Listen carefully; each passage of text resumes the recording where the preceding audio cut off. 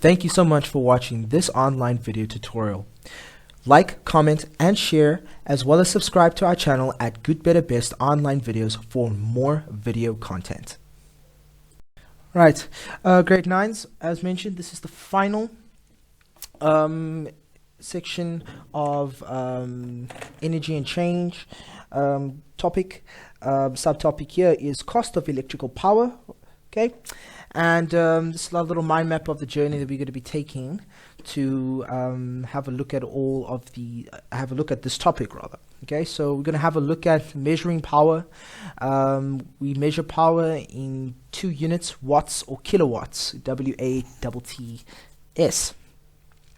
The power consumption. The power consumption is measured in kilowatt hours, or kilowatts per hour. We're going to have a look at changes in energy use as well as alternatives to electrical energy. Now, of course, we've already looked at some of those in alternative sources of electrical energy in the previous session with solar panels, hydroelectricity, to name 1 or 2. We've also looked at nuclear power. We've looked at that's nuclear fission. We've looked at wind as well. Some about 4 to 6 mentioned there. But let's look at the first part, or the first section, as the cost of power consumption. Okay, let me just introduce it. There are several concepts, okay, probably up until now that you have already learned, okay, which are needed to understand electrical power consumption, and we will have a look at some of them just as revision. Okay, to begin maybe with number 1. Okay, of course we've learned about electric current, and I'll just write them down here. Okay, we've learned about electric current, and we know that an electric current flows when there is a difference in electrical potential between one end of the circuit and the other. Okay, and we've learned, of course, when there's electric current, we know that there's potential difference. Okay, potential difference, and we measured that in capital V, or volts. Okay, now we've also learned that in South Africa, also previous session, that there is a potential difference of 240 volts between where well, not where, but rather between the live and the neutral wires of the electricity supply to each home. Okay, there are transformers that obviously help with that. Okay, when we looked at the national electricity grid. Okay, in grade 8 last year, you learned that electric current is the flow of electrical charge. Okay, let's add that here. Electric current, is the flow of electrical charge.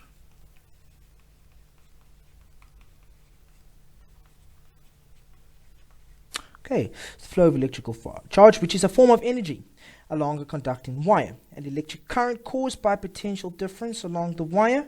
Okay, the flow of energy can be made to do work. Okay, now we know that this flow of energy, okay, can do work. Let's add that, do work.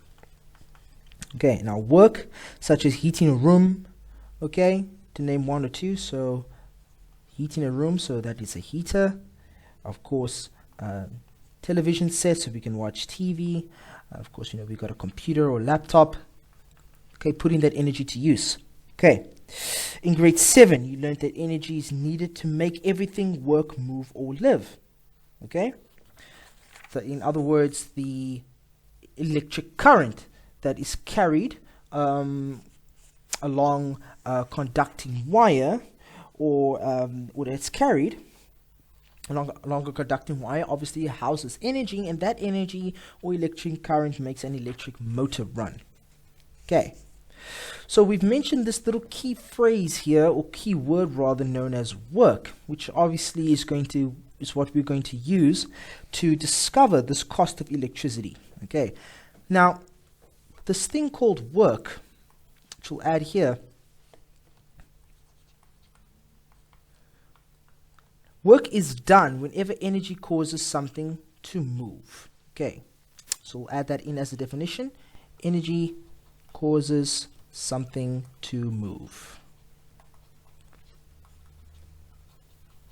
Okay, I think that's all we'll fit in on this slide for now. Okay, for example, you have done work, you yourselves have done work if you expend or if you use energy to lift a box from the floor onto a table. Okay, the heavier the box or the higher the table, the more work you have to do. All right, the more work you have to put in, more effort, all right, more energy that needs to be used. Okay, and what do we, just as a refresher, know about the unit that energy is measured in? Okay, energy is measured in joules. Okay, joules, which is basically a capital J when we're writing it as a unit. Okay. Before we move on, just want to check, are there any questions here? We'll find with a bit of revision, we'll find. Alright, now obviously we know now what work is, and we know that this unit is called electrical power. So let's introduce the term power.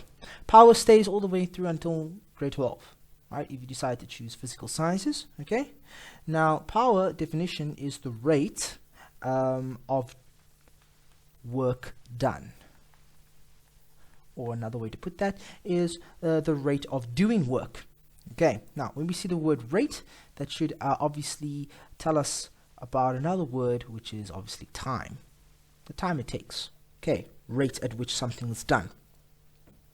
For example, if it takes 1 second to lift a box onto the table, you have used more power than if it takes you 2 seconds to lift it. All right, because you would have used more power in less time. You use more power in less time because you don't have a lot of time to obviously do it. Okay, let's take a simple life example. If you have, let's take an exam for example. If you have 3 hours to do a 50-mark paper, you won't feel as stressed, you will write a bit slower. But if you only have an hour to do a 50-mark paper, you're going to write pretty fast, and you're going to use a bit more brain power. You're going to expect your answers or your memory to work at a faster pace because you don't have that much time. Okay, it's been a while since I've written a test for 1 hour, right, or even for 3 hours as an exam. So would love to feel that again, maybe just once. Okay, but the concept is that you use more power in less time. So if you lift the box in 1 second, you've used more power than in 2 seconds, right, or in 10 seconds. Okay, however, you have done the same amount of work each time, but you used more power when you lifted the box more quickly. All right, so power is obviously the rate at which work is done. So if I can put that in a formula, I'll write this here in grade, I think this is in grade 10 or 11. I can't remember now in which grade specifically, and I don't want to lie, so I'm going to put down both. You'll see a formula as such. Capital P is equal to W divided by delta T. The W here standing for work done, which is measured in joules, and of course delta T, which is time measured in seconds. Okay, and that will be applicable then. We tell you about it in grade 9, but we don't get you to use that formula yet. This unit is just looking at the cost of electrical power. So we're only going to focus this session around costing. Okay, but that's just a little bit of a push into the future. Okay, let's forget about that. Okay, now let's look at another example. All right, we all have parents that drive cars, I'm sure. Okay, so if we look at an example, imagine there were 2 cars at the bottom of a hill and one is more powerful than the other. Okay, in a given time, the more powerful car will obviously climb further up the hill. That means more energy than the less powerful car. So we have 2 cars, one's a 1.8 motor and the other one's a 1.3 motor. Obviously the 1.8 is going to use less power. The stronger the engine, less work. Okay, let's read that again. The more powerful car can climb further up the hill. That means I got disconnected. Okay, climb further up the hill. That means use more power than the less powerful car. So this is what power means. In another definition, Okay, the ability to use energy in a unit amount of time. Hence this little push into the future formula here. Okay. Cool. Now let's get more and let's focus a bit more on the cost of things. Let me just see how much spaces was on top here that I missed. Okay, I missed quite a bit. Okay, but this can work out for us. Okay, so we've said that power is the amount of energy used in a unit time. And we know that power is measured in watts, as I mentioned on the previous page, with capital W. Okay. One thing here, 1 watt, all right, in capital W, okay, is equal to 1 joule per second, which is exactly what this formula in grade 10 or 11 will teach you. Okay, I think it definitely is grade 10. Okay, so 1 joule per second, power measured in joule. There's the second at the bottom, joule per second. Now, electrical power is the amount of electrical energy that is used in a given time. Okay, so we can also measure electrical power in watts. Now, watts is a small quantity of energy. Okay, it is quite usual to talk about kilowatts instead. All right, for example, 1 small k capital W kilowatt is equal to 1,000 watts. Hence why we use more. If we get into the thousands, we usually move on to kilowatts. For example, 24,000 watts is the same as 24 kilowatts. Much neater, much easier to say than 24,000 watts. All right, because watts is a small number. Okay, so now that we got all this foundation laid, let's go have a look at the cost of electricity. Now, it costs a lot of money to generate electricity as well as transmit it across the country and then distribute it to houses and people who need it. Now, we know this cost of electricity in our country has definitely skyrocketed a lot over the past let's say this year. All right, lots of price hikes, and a lot of people are still not happy about it and complaining about it. Hopefully, we can still we can get the price down to be a more reasonable price for electricity. But basically, that statement is still true. It does cost a lot of money to generate electricity, and transmit it to where it needs to go. Now, how is electricity charged? Well, it is paid for by charging the amount of energy that each consumer uses. Okay? Therefore, the amount of energy used as electricity has got to be measured in some way. Now, how can we measure that? Okay. Now, we have said already that power, let's maybe change color a little bit. Power, we have mentioned this already, is the energy, all right, used in a unit time.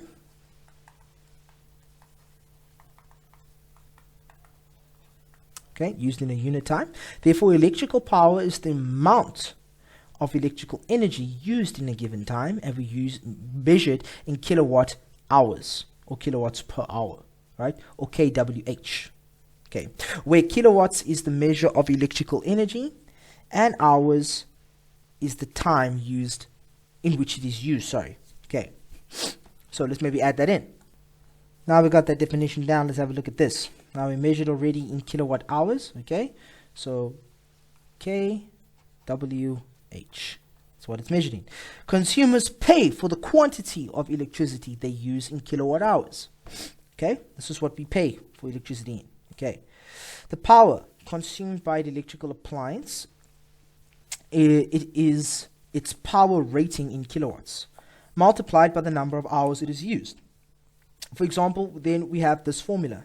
Okay, the power that an appliance consumes, so power consumed, this is in kWh,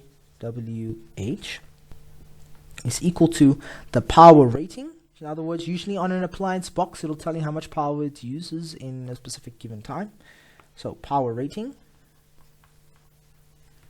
in kilowatts times the time used, and that is in hours, so just H.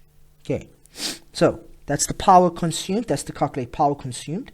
But the number of kilowatts hours consumed would then be multiplied by the price of 1 kilowatt. So therefore, hold on, excuse me, I had a sneeze. We want to look at the cost of electricity that now we will pay as a consumer. okay, it'll be the power consumed, which is this value here after using this formula to get it. Let's maybe write that a little bit better.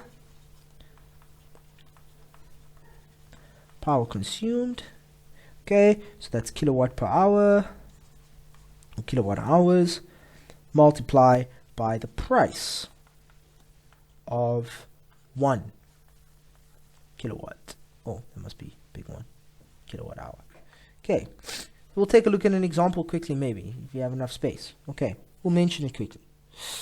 So, let's say a TV set, okay, has a power rating of about 200 watts or 0.2 kilowatts.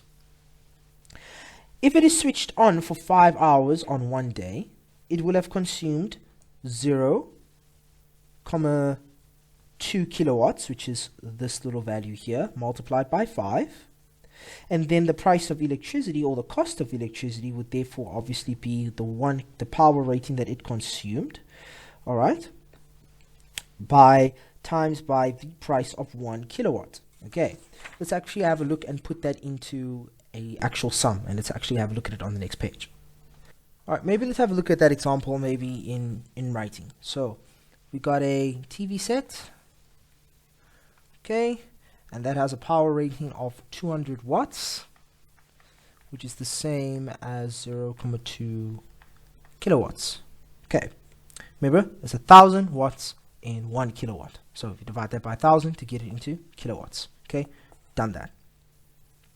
Now, if it's switched on for 5 hours, okay, then we're going to have a look at its power consumed.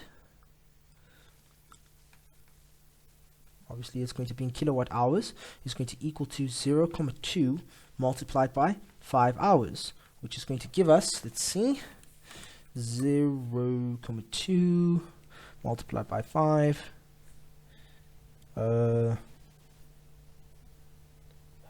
Let's see if I'm missing something.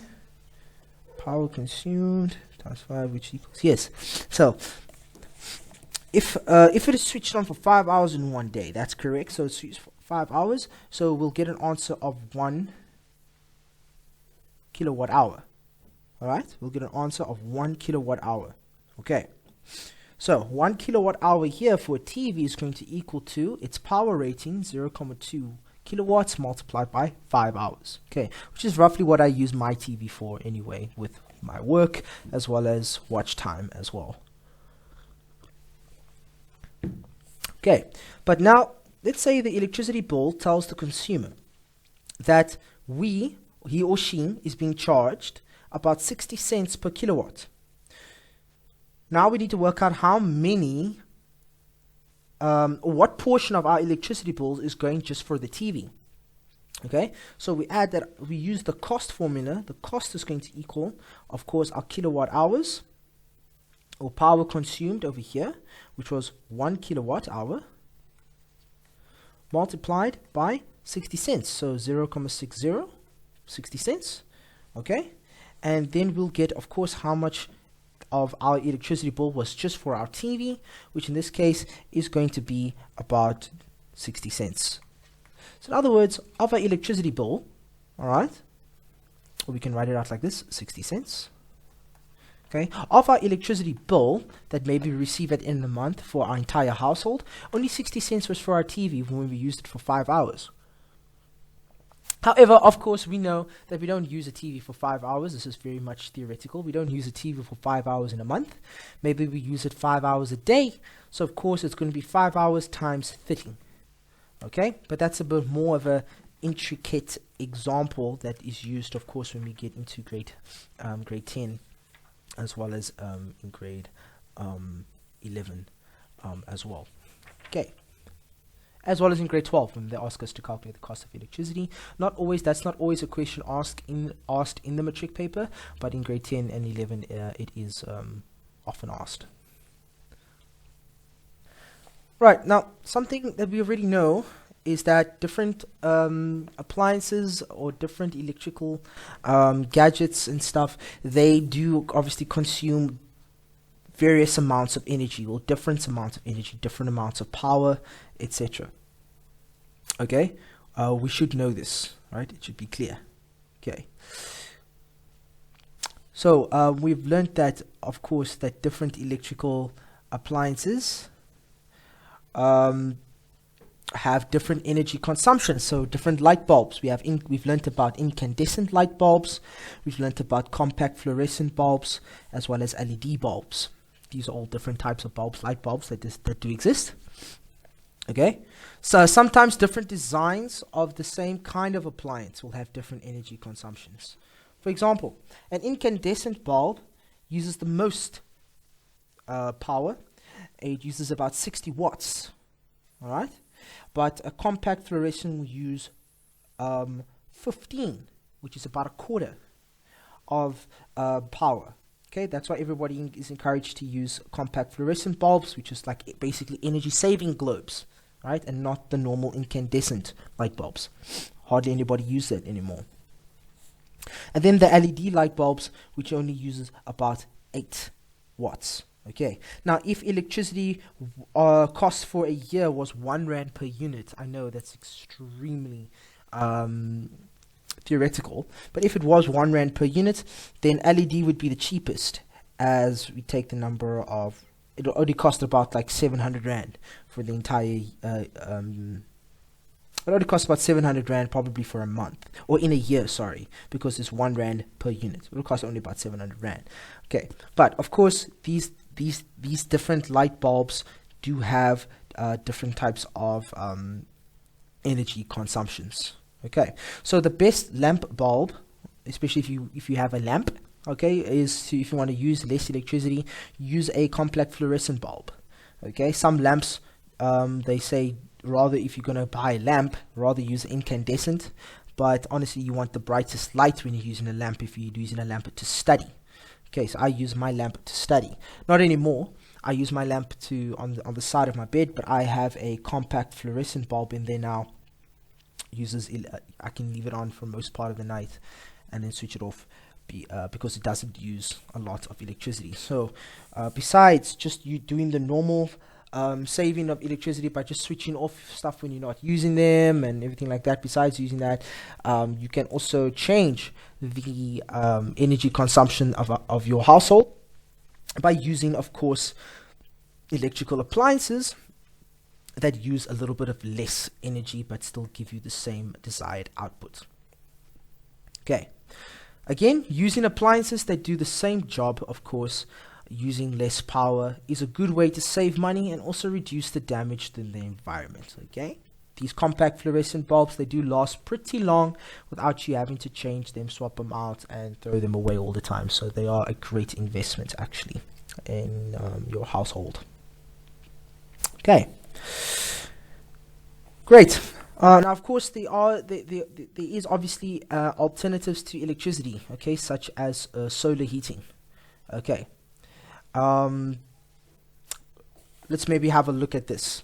Okay, this is exactly what we discussed in the previous chapter. Okay, I'm just going to share one. Okay, an alternative to electricity. I've already looked at solar energy already, just energy from the sun. All right, but so we can also use solar energy for a also more watered down or narrower purpose. Okay, so sometimes it's possible to obviously carry out the same job without using any electricity at all. For example, there's 2 ways of heating water, okay, which is obviously better than using expensive electricity. Okay, so we can heat water using solar panels.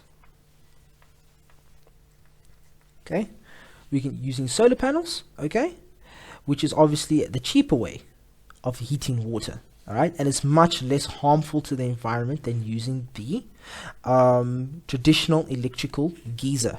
So using the solar panels, not just to power your house, but maybe just to power your geyser, because using an electrical geyser, all right, that can obviously that does use up a lot of electricity, and I've seen it in my own household that it uses a lot of electricity. And if you want to reduce your energy consumption, adding a solar panel for your geyser.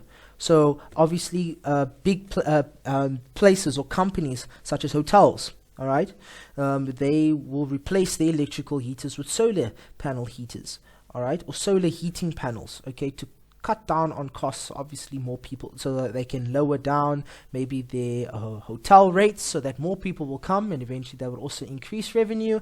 Maybe they could pay their staff more. Maybe they can spend money other ways by maybe upgrading their menu, or I don't know, servicing their pool, or doing whatever hotels need to do. Of course, hotels is a very large business, of course, that they need to run. So it's a great way to obviously also lessen the impact on the environment as well, because there's less coal now being built, and that less energy from the national electricity grid that needs to now go to the hotel as well. So these are all things that obviously we can obviously think about to use alternatives to electricity for. Right, thank you, grade 9s, for joining us today on the cost of electricity. Very, very short section, and that wraps up our little venture on this topic, and we are done on this for this topic, and we will eventually move on to something new next upcoming weeks for term 4. So thank you very much. Hope you all enjoyed this video, and we will check you all in the next one.